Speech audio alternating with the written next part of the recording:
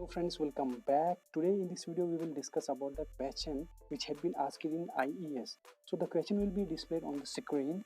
So according to question says a soil sample has a porosity of 40% and specific gravity of 2.70, and if soil has a degree of saturation equivalent to 50%, find unit weight of soil. तो हमें provide किया है, क्या क्या provide किया है इस question में। देखो, अगर आप सेमेस्टर का एग्जाम लिख रहे हैं और आपके एग्जाम में न्यूमेरिकल आया तो आपको उसको कैसे लिखना है, तरीका बता रहा हूँ, ठीक है।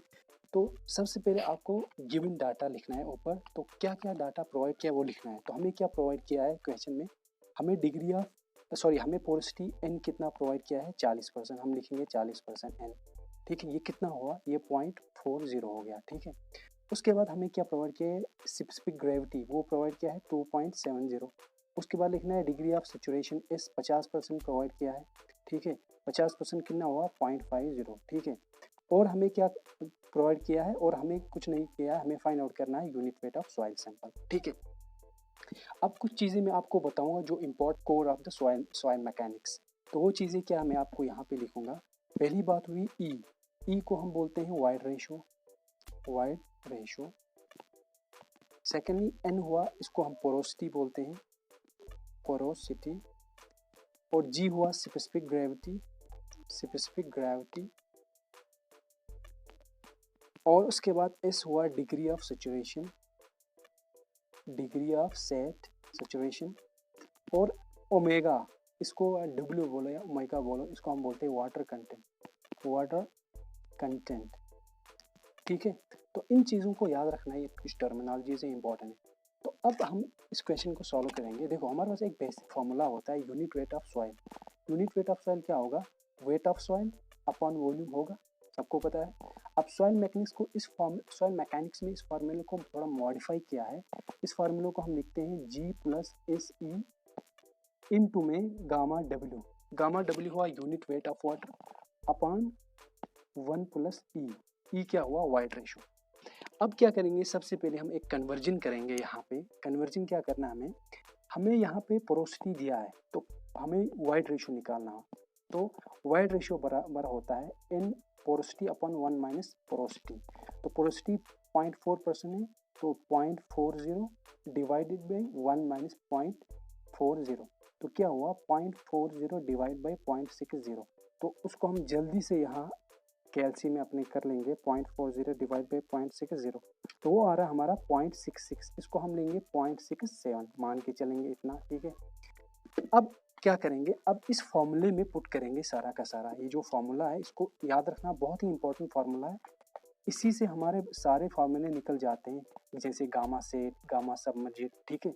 अगर देखो गामा सैचुरेटेड क्या हुआ, गामा सेट हुआ saturated unit weight of soil. अगर डिग्री ऑफ सैचुरेशन 1 होता है तो हमारी सॉइल सैचुरेटेड है। तो इस केस में यहाँ पे इस की जगह में 1 आएगा, तो फॉर्मूला बनेगा G+S into gamma W upon 1+E। तो ये बात की बात है। खैर, तो अभी यहाँ पे इस फॉर्मूले पे हम ये सारे वैल्यूज पुट करेंगे, तो क्या आ जाएगा हमारा, हमें यूनिट वेट ऑफ सॉइल निकालना है। ये बराबर होगा G+SE into unit weight of water divide by 1+E। अब हमें सारे वैल्यूज दिए हुए हैं, ठीक है। तो यहाँ पे हमने ऑलरेडी सारे वैल्यूज फाइंड किए हैं, तो यहाँ पे हम पुट करेंगे। जी हमारे पास कितना है 2.70 plus S degree of saturation है 0.50 लिख देंगे। इनटू में क्या है, इनटू में है ई का वैल्यू अभी हमने फाइंड आउट किया 0.67, ठीक है।